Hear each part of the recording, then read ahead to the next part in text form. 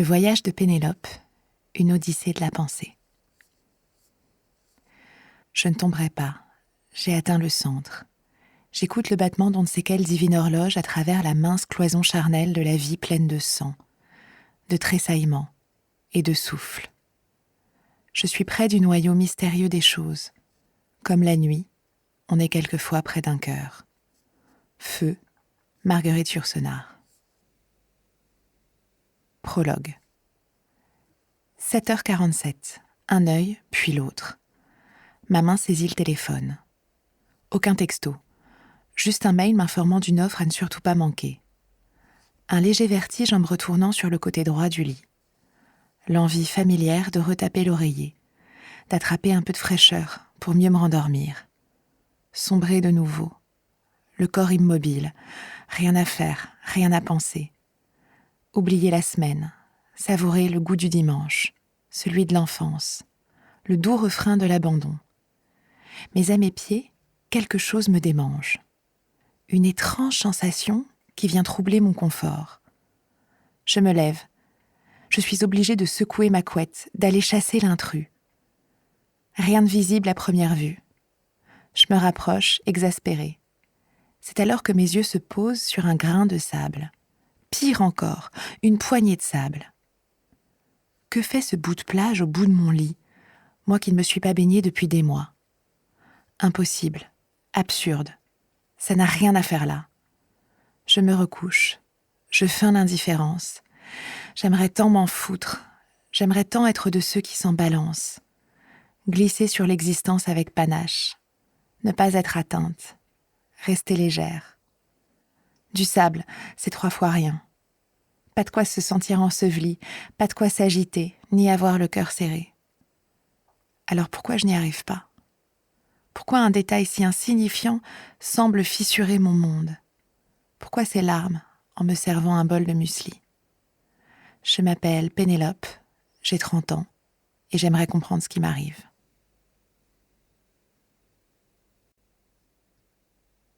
Ceci n'est pas qu'un dimanche matin. Paris, mois de décembre. Il faut dire que depuis quelque temps, ce n'est pas tout à fait ça. J'oublie souvent comment les choses commencent, mais je ne m'habitue jamais au fait qu'elles finissent. Pourtant, depuis 6 mois, je dois reconnaître que la fin rôde avec insolence autour de moi. Fin. 3 lettres élégantes et sobres, pour dire le gouffre, la tempête, la déchirure. Avant, j'imaginais la rupture grandiose, sublime, comme dans un roman russe. Un déluge de pleurs sur un quai de gare, des adieux qui disent « je t'aime », des corps enlacés, conscients que leur amour est impossible et devient, par la même occasion, éternel. Je percevais la séparation à travers un joli filtre, un fragment de vie, lisse, beau, acceptable, dont je me souviendrai avec le sentiment réconfortant d'avoir traversé quelque chose d'intense. Tout cela était d'autant plus vrai que jusqu'à présent, ça ne me concernait pas. Une fois que ce fut mon tour, j'ai compris que la fin d'un couple n'avait rien à voir avec Anna Karénine. On ose rarement admettre combien rompre, c'est surtout vivre un moment minable. L'absence totale d'élégance. Un truc misérable, mesquin, qui nous ôte toute dignité. On se parle de moins en moins, on s'embrouille pour une boîte d'œufs qui n'a pas été jetée, on se soupçonne, on se méprise, on compte les points, on renonce à toute forme de beauté. Et puis un jour, c'est fini pour de bon. On se quitte sur un au revoir. Un au revoir timide et maladroit, dans une pizzeria, devant une boulangerie, ou sur un canapé qu'on avait mis des heures à choisir ensemble. Rien de superbe, juste quelques regards gênés de n'avoir pas su faire autrement. Je le sais, c'est banal, une rupture. Ça aussi, au fond, c'est 3 fois rien. Un événement que la plupart des gens traversent dans leur existence. Il faut s'habituer, attendre que les bruits du cœur soient moins aigus, et accepter qu'il n'y ait pas d'autre issue que de recommencer. Voilà l'attitude adéquate. La brillante raison dont nous sommes tous pourvus impose de virer les grains de sable, de passer l'aspirateur et de revenir sur scène. Mais pour moi, la fin, ou plutôt cette fin, a été le début de toutes les autres. Le projecteur dirigé en pleine lumière, vers la plus insupportable des révélations. On peut perdre les gens qu'on aime. Puisque l'amour peut finir, alors à quoi bon continuer à miser ? Si l'idée est d'alterner des débuts et des fins, je ne suis pas certaine de souhaiter vraiment participer. C'est depuis le départ de Victor que j'ai commencé à chanceler, à regarder chaque objet, chaque relation, chaque chose autour de moi, à l'aune de mon chagrin. Ma famille et mes amis me répétaient que j'étais méconnaissable, ce qui était sans doute une autre manière de dire que j'étais franchement pénible. Je dois avouer que j'étais la première à le constater. Je me sentais étrangère à moi-même. Mes réactions étaient devenues illisibles, incohérentes, déconnectées de la rassurante habitude. C'est troublant cet instant où l'on bascule, où l'on franchit la rive d'en face. Mais qu'est-ce qui t'arrive ? Rien. J'en sais rien. Et comme si un ouragan de peine ne suffisait pas, j'ai aussi négocié mon départ de l'entreprise dans laquelle je travaillais au service juridique. Au bout de l'épuisement, l'esprit hagard, il m'était désormais inconcevable de donner le moindre sens à un dossier agrémenté d'un post-it sur lequel était souligné en rouge le mot « urgent ». Les lettres se décomposaient dans l'espace-temps, formaient une guirlande sur laquelle je laissais vagabonder mon regard. Je restais assise à mon bureau, en ne faisant que ranger mes stylos par couleur et par taille.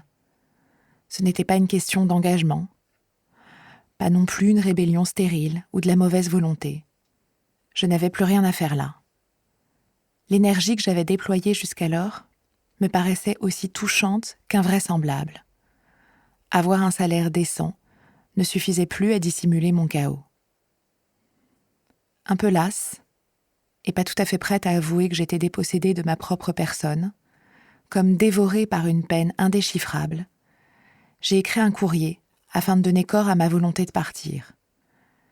J'ai eu très vite rendez-vous avec la responsable des ressources humaines. Une brune énergique, marchant presque sur la pointe des pieds, prompte à sautiller au moindre signal.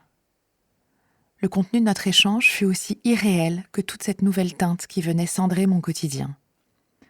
Plus comique que ma séparation amoureuse, mon interruption professionnelle n'était pas moins maladroite.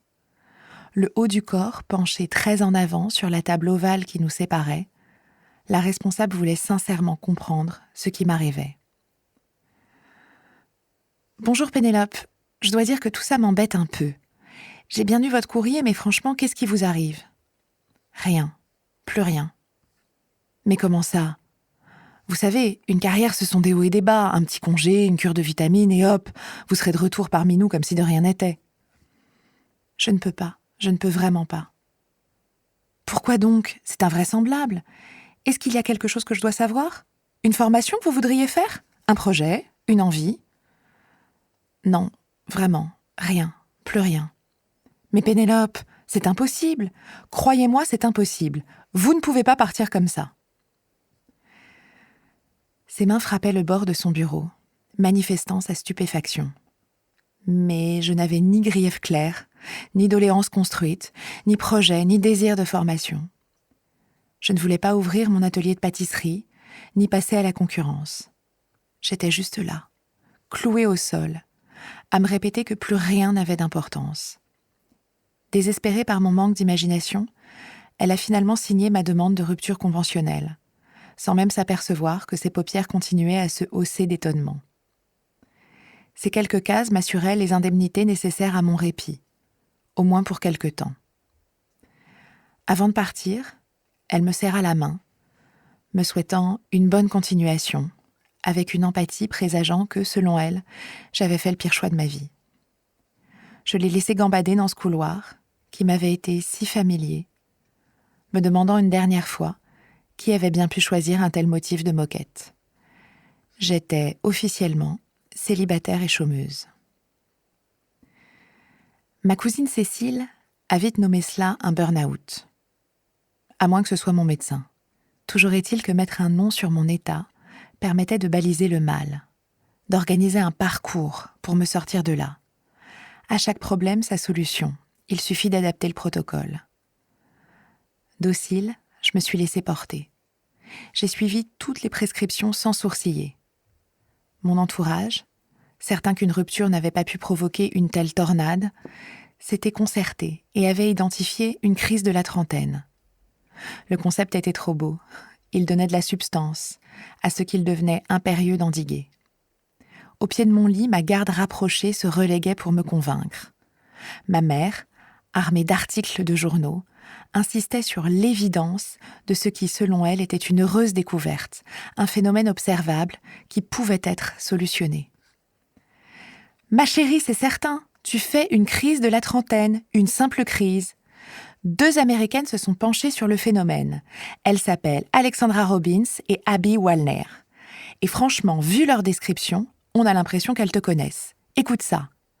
Sentiment de stagnation, insécurité, doute, confusion, incertitude sur la réussite amoureuse, stress lié à l'économie, réévaluation des relations amicales, désir d'enfant problématique, confusion identitaire, ennui.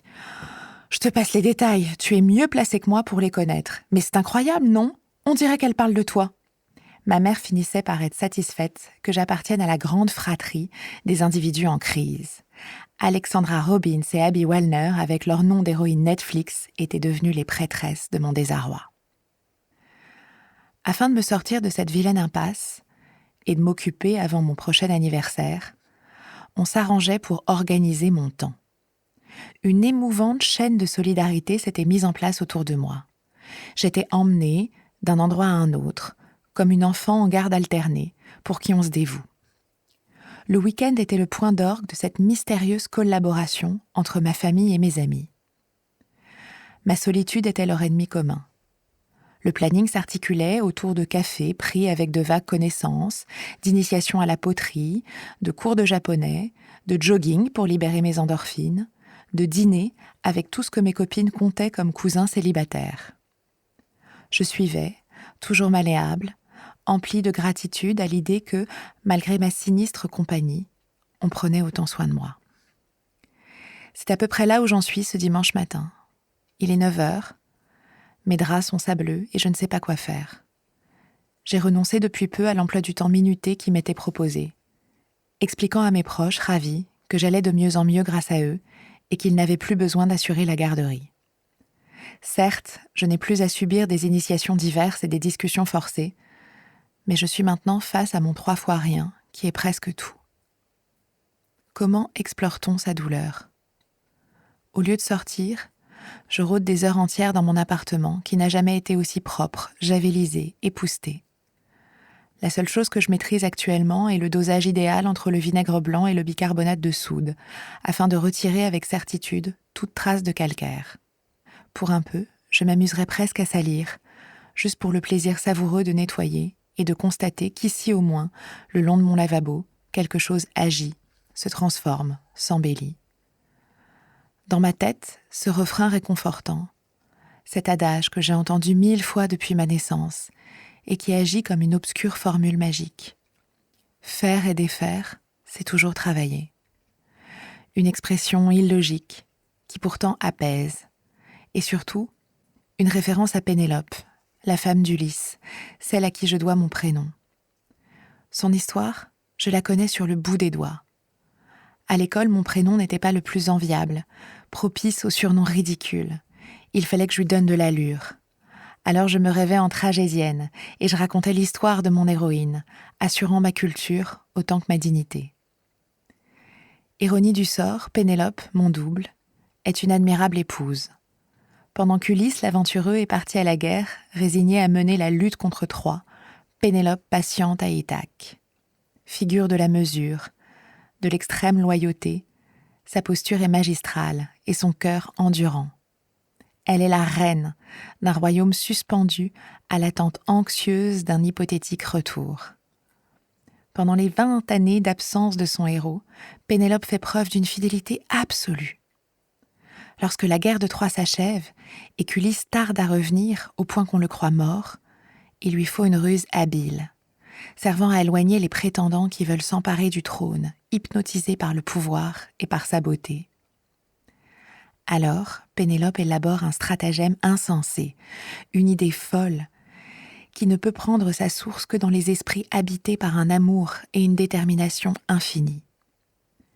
elle fait semblant de tisser un grand linceul, indiquant qu'elle ne pourra se marier de nouveau que lorsqu'elle aura achevé sa tapisserie. Au fil des mois, les mailles ne semblent jamais progresser. Le linceul reste comme étrangement inachevé, car chaque nuit, dans le secret des ombres, Pénélope défait ce qu'elle a tissé dans la journée. Faire et défaire, c'est toujours travailler, ne l'oublions pas. Son artifice fonctionne, jusqu'au retour de son audacieux voyageur, et assure ainsi la pérennité de leur union. J'ai beau connaître ce récit aussi bien que ma propre vie, je suis toujours aussi étonnée en constatant que mes parents m'ont donné le prénom d'une femme qui ne fait qu'attendre pendant 20 ans, tissant un drap dans un sens, puis défaisant son travail dans l'autre, et cela jour et nuit. Je ne sais franchement pas ce qu'il me souhaitait en s'inspirant de cette drôle de destinée. Pour la première fois, depuis que je connais le texte d'Homère, j'en veux à Pénélope. Qu'est-ce qui se serait passé si, au lieu de rester rivée à son trône, fidèle à un spectre, elle avait décidé de partir, d'aller, elle aussi, à la conquête des mers, de découvrir ce qui se trame dans les confins du monde? Quelle aurait été l'issue de cette légende si elle avait vogué sur les flots de l'imprudence?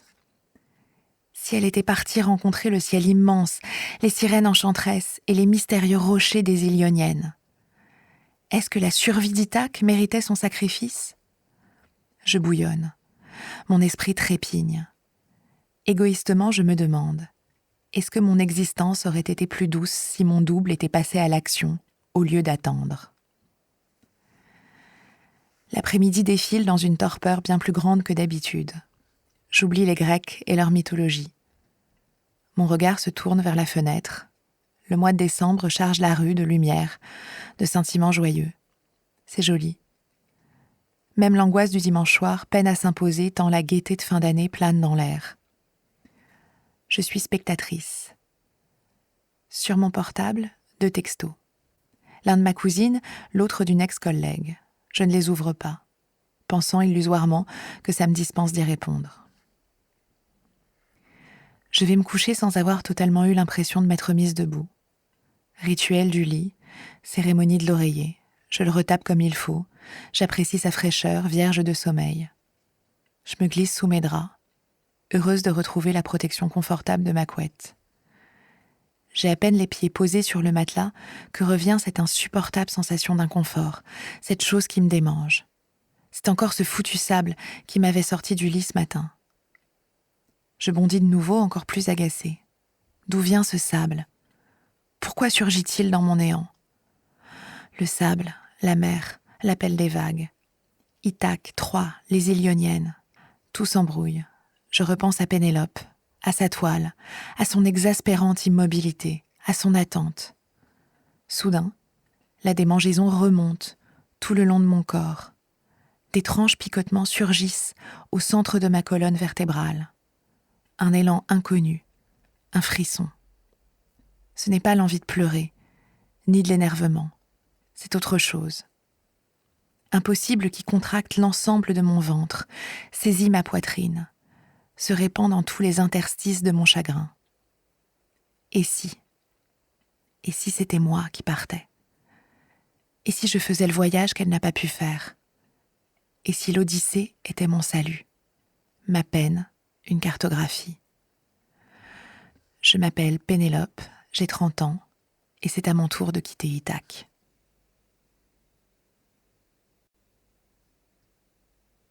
Le passeport de Pénélope, Paris, mois de janvier. Mais Pénélope, tu ne vas quand même pas faire ça? Tu sais à peine où est la Grèce. On était encore en plein dans les volutes du Nouvel An et dans son cortège de résolutions, quand la sentence de Cécile parvint jusqu'à mes tympans.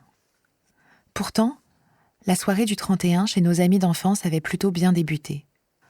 Pour la première fois depuis plusieurs mois, je prenais un plaisir sincère à être dehors, à côtoyer des individus, sans craindre de m'effondrer, parce qu'un mot ou un autre pourrait faire ressurgir un souvenir éprouvant, l'empreinte d'un passé englouti. Je me sentais presque conviviale. Et même si dans ce presque se jouait toute ma fragilité, il était suffisamment solide pour supporter ma paire de talons dorés. Parmi tous les invités, je me suis retrouvée reine de la fête, la fille dont tout le monde sait tout, mais à qui, par pudeur et par éducation, on ne pose aucune question, se contentant d'un « c'est tellement sympa de te voir », très appuyé, marquant combien ma présence relevait du miracle. Les moins subtils se lançaient dans des monologues, évoquant avec emphase leur haut, leur bas, et notre évidente complicité parce que, bien entendu, tout le monde passe par là. J'étais tentée de demander où se situait ce singulier territoire du par-là. Mais même face à des banalités, il faut avouer que je préférais jouir encore un peu de ce statut de convalescente, comme un précieux cocon ouaté. Et puis minuit sonna sa frontière, avec une habituelle confusion de bises et de textos. Les conversations devinrent plus intimes, libérées par la nuit, et prétextant l'ivresse. On passait en revue les décisions à prendre face à ce nouveau champ des possibles. Chacun semblait confiant en sa capacité de mettre de l'ordre et de l'air dans cette année à venir. 4 nouveaux chiffres, forcément gagnants, affranchis de tout échec, de tout obstacle. Pendant quelques heures, dans cette transition entre le jour et la nuit, entre les déceptions du passé et les désillusions du futur, l'imagination n'avait aucune limite. Je crois que, aussi ridicule et intenable qu'elle soit, j'adorais cette idée que quiconque pouvait se projeter dans une version améliorée de lui-même, simplement parce qu'on avait changé de date. Non mais moi, clairement, dès demain, c'est méditation tous les matins. J'ai besoin de me poser, de prendre du temps pour moi. Quand tu y penses, 5 minutes par jour, c'est pas compliqué. Tu as raison, ça va te faire du bien. Nous, on se lance dans un projet de bébé, et ça risque d'être moins méditatif. Et on en profitera aussi pour repeindre l'appart. Je regardais méduser mes copains de lycée. Évidemment, au moment où vint mon tour de parler, personne n'emmenait large. Ne pas poser la question de mes résolutions aurait été une étrange mise à l'écart. Mais me la poser mettait tout le monde un peu mal à l'aise. Mes amis redoutaient sans doute que j'éclate en sanglots, moi qui l'avais fait tant de fois devant eux.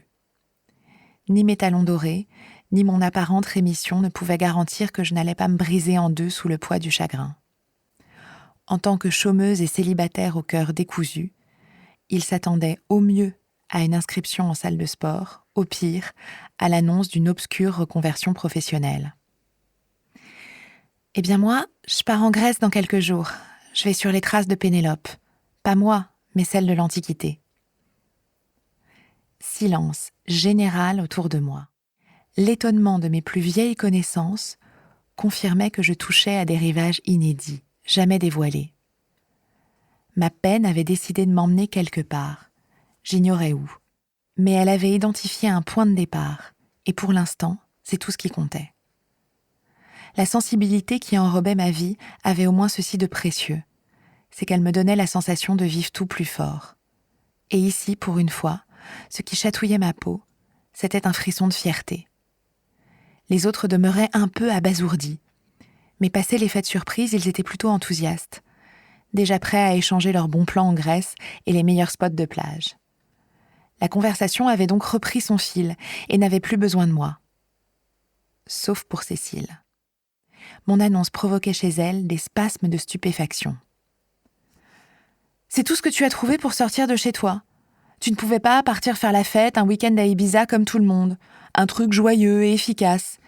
Et non, bien sûr, il faut qu'on se tape un périple antique. Non mais Pénélope, pourquoi avec toi tout doit être si compliqué ?»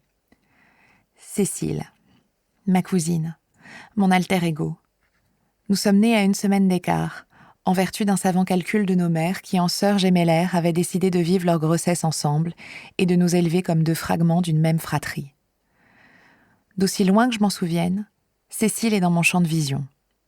Toujours là, à mes côtés, réceptacle de mes câlins, de mes secrets, de mes peurs.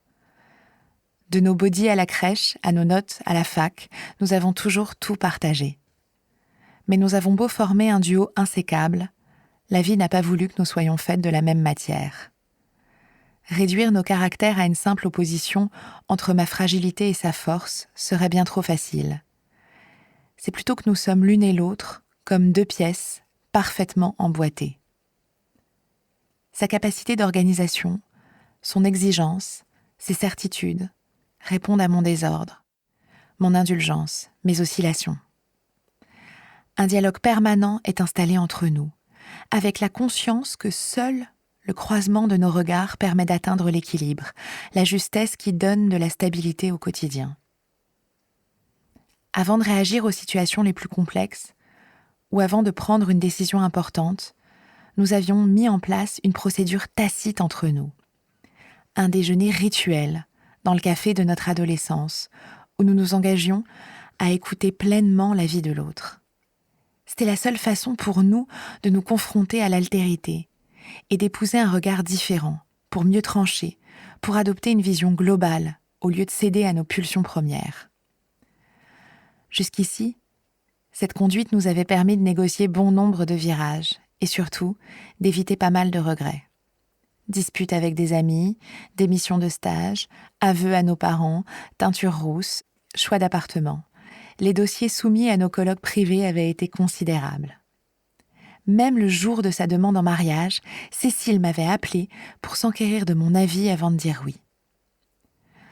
Pendant mes curieux mois de vide, dans ce climat où le mot rupture s'écrivait au pluriel, Cécile avait été exemplaire, un soutien inconditionnel.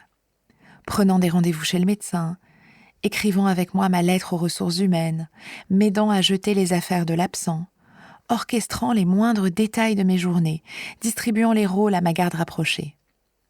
Malgré son mari, ses 2 filles, son boulot prenant, je demeurais ce morceau d'elle-même, cette particule inamovible.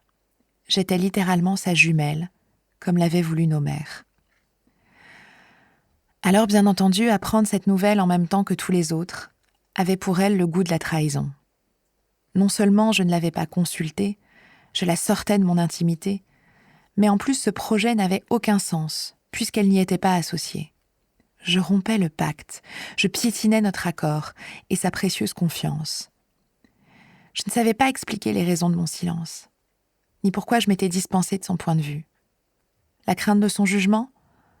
Le refus de cette altérité que je trouvais pourtant si estimable ? Ou peut-être le désir inavouable de désobéir ?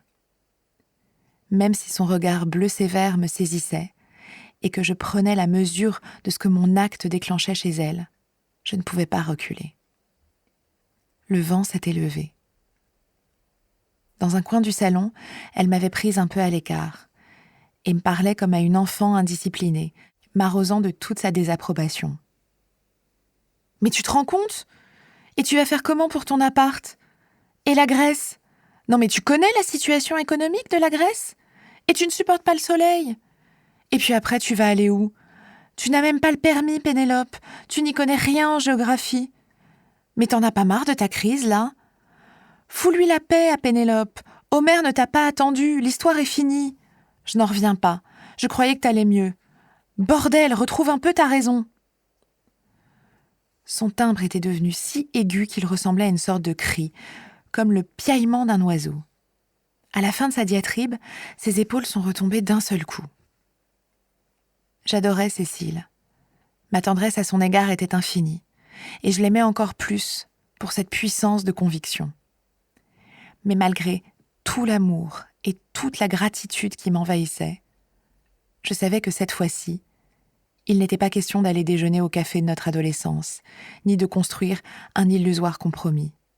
Il fallait plutôt que je m'affranchisse. Ce voyage n'était pas une banale résolution de nouvel an.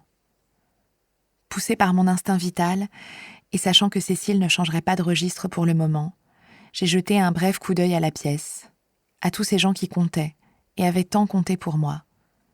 J'ai repris mon manteau, et comme au ralenti, j'ai claqué la porte derrière moi. La reine de la fête, fragile et vulnérable, avait décidé d'abdiquer. Ce matin, tout dans la rue témoigne de la reprise. C'est la remise en route, après le temps suspendu des fêtes de fin d'année. Les heures reprennent leur cadre, les rendez-vous retrouvent leur nécessité. De mon côté, j'ai renoncé au message de bonne année, mais mon pas suit le mouvement et marque une cadence assurée. Ce qu'il y a d'étonnant quand quelque chose devient évident, c'est que rien ne peut nous faire flancher. De petites biches errantes, je me retrouve samouraï, prête à tout pour remplir ma mission. Ne pas se laisser déstabiliser. Ma décision ne s'intégrait dans aucune case. Ils ne savaient pas quoi en faire et préféraient me renvoyer à leur peur. J'ai lu une fois qu'il s'agissait là de la différence entre un choix et une décision. Un choix est rationnel.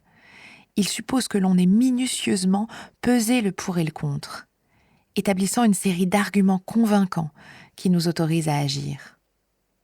À l'inverse, la décision relève de l'art, non de la science, de l'intuition, non de l'argumentation. Impossible de nier que ce départ n'a rien d'un choix. C'est juste un saut dans le vide qui me donne l'impression d'exister. C'est peut-être ça le plus dur à admettre pour mes proches. Car comment peuvent-ils se mettre à ma place puisque par définition, ils n'ont pas accès à mon intuition, à cette voix qui résonne en moi. Je ne veux pas les inquiéter. Ce n'est pas une fugue, ce n'est pas contre eux. Il faut donc qu'a posteriori, je sois apte à faire passer ma décision pour un choix. Donner du tangible, du concret, préparer mon périple avec eux et raconter autre chose que « Un soir de décembre, j'allais très mal, alors j'ai décidé que Pénélope devait lâcher sa tapisserie et se tirer du port. » Même si, au fond, rien ne sera jamais plus fidèle à mon âme que cet élan-là. À défaut de savoir ce qu'il se passe dans ma tête, je sais vers quelle direction vont mes pieds. Dans ma librairie de quartier, le rayon voyage est un étal d'opportunités. Le monde, vu en tranches bleues, vertes, rouges, orangées. Des ouvrages plus ou moins épais, plus ou moins grands, à même de contenir la singularité d'un pays, ses chemins, ses habitudes, ses odeurs. Je me demande si parfois les gens ferment les yeux et en choisissent un de manière aléatoire afin de déterminer leur prochaine destination de vacances. Je crois en tout cas que j'aimerais le faire. Si je n'avais pas ce point fixe, ce mot qui compte triple, qui bouscule tout dans mon esprit et absorbe temporairement mon chagrin. Ithaque. 3 syllabes qui claquent sur les dents. Je veux rejoindre Ithaque pour mieux la quitter, en faire ma base de départ. J'ignore la suite et pour l'instant, je n'ai pas d'espace mental disponible pour m'y intéresser. Je paie mes acquisitions. Dans mon sac, je détiens désormais les œuvres complètes d'Homère, une carte routière, un guide bleu plutôt historique et un autre avec des macarons indiquant les incontournables. Ulysse avait tous les dieux de la mythologie derrière lui pour le guider. À défaut, je fais confiance aux auteurs et à leur repérage. Une fois arrivé chez moi, je m'installe à la table de mon salon. Mon imagination palpite. Mes neurones m'envoient des représentations de capitaines de navires, armés de grands compas et bravant les mers à coups de calculs astucieux. J'avais oublié ce que c'était l'excitation. Oublié ce que c'est que de se projeter quelque part. En un tour de page, l'Ithaque fantasmé devient réel. Nous espérons que vous avez apprécié cet aperçu. Pour continuer à écouter ce livre audio sur Google Play Livres, utilisez le lien dans la description de la vidéo.